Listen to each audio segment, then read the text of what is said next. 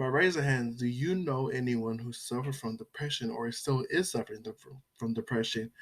It is certain that you or anyone you know have lost someone to depression. Depression can lead to suicide, social distancing, and anxiety. Depression can lead others to a state of panic to where they won't associate themselves with anyone due to their constant panic and fear.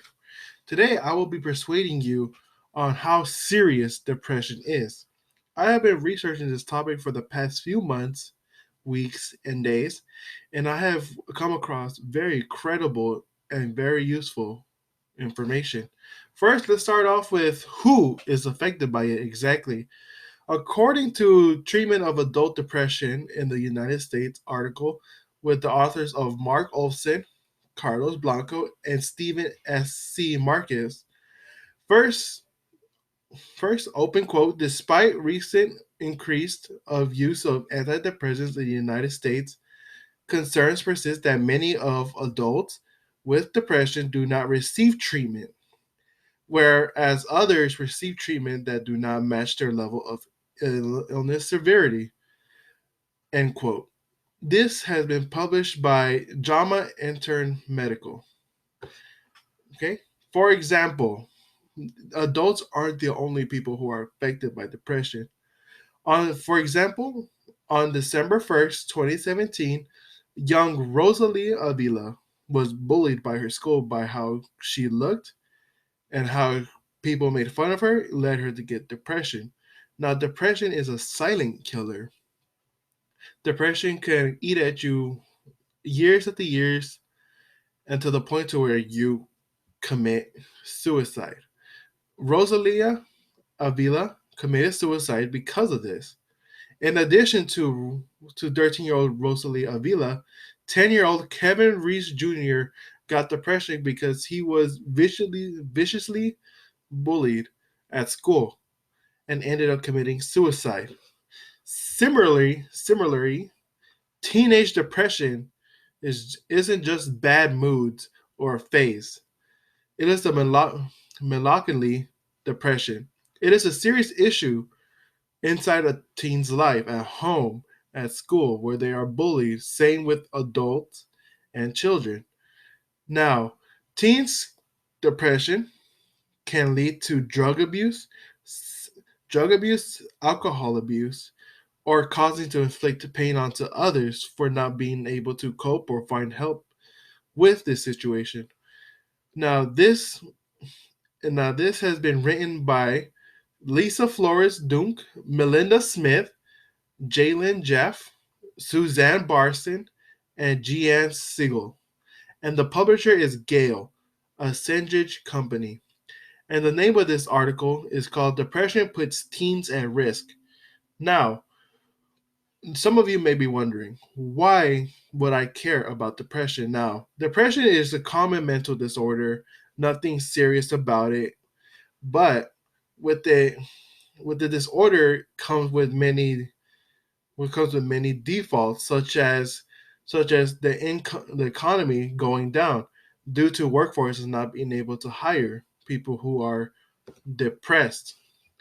Now then, for this reason, if a workforce finds out that you are depressed, such as in Japan, if they have been depressed, they will be not be able to come into work. They will be having early retirement, or they will be fired on the spot by monthly paychecks, which retirement comes in handy. Now, this is easily could be exploited for saying I have depression, but in reality you don't. You just don't want to work. Now, this may become a big issue in the near future because due to scientists from Japan, they say that depression will be the leading cause of disability worldwide by 2030. Now, this can easily be used to get out of work, as I said earlier, just to gain money and pretend to be depressed. Now, people sweep depression left and right just to get out of something or to have an excuse.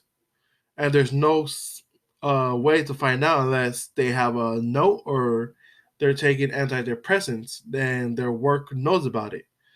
Now, then, this can be led to the downfall of the economy.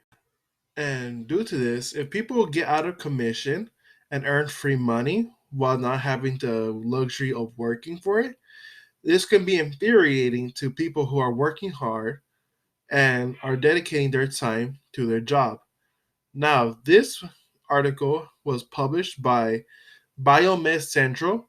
Okay, the authors are Sekuya Osuki, Manami Kodaka, Rumi Sakai, Fuminobu Ishikura, Yochiro Watanabe, and Anthony Mann. Okay, and the title is Attitudes Towards Depression Among Non Psychiatric Medical Disorders, a cross sectional study. Now, then, in addition to this, as depression is still a serious concern and effective and expensive treatments caused in hospitals, this is going to be continue to be explored. According to according to the behavioral theory, underlying behavior activation treatment, avoidance behavior plays an important role in all this, in the occurrence of maintenance of depression.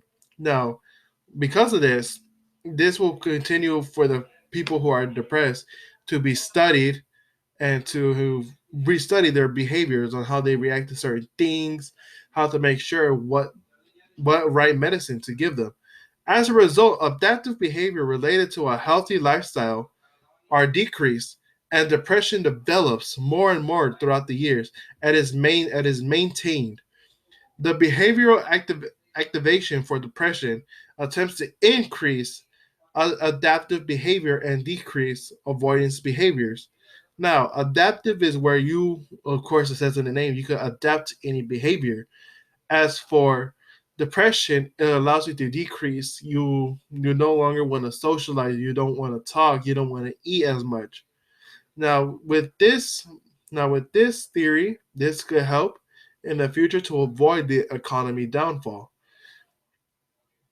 And by using the simple activation methods such as taking the person out for a walk, talking with them every single day, this will this will increase them and set up short-term goals, so that way they could give back to society to become normal.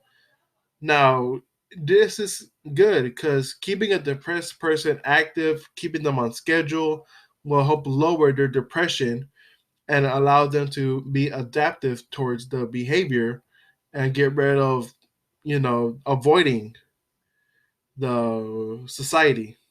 Now, this has been stated by Yusuke Shudo and Tatsuya Yamamoto. And this article has been published by PLOS1. And the name of the article is Assessing the Relationship Between Quality of Life and Behavioral Activation, using the Japanese Behavioral Activation for Depression Scale, short form. In conclusion, a quote from Robin Williams, open quote, I used to think that the worst thing in life was to end up alone. It's not. The worst thing in life is to end up with people who make you feel alone. End quote. And with that, I leave you with that quote. Thank you and goodbye.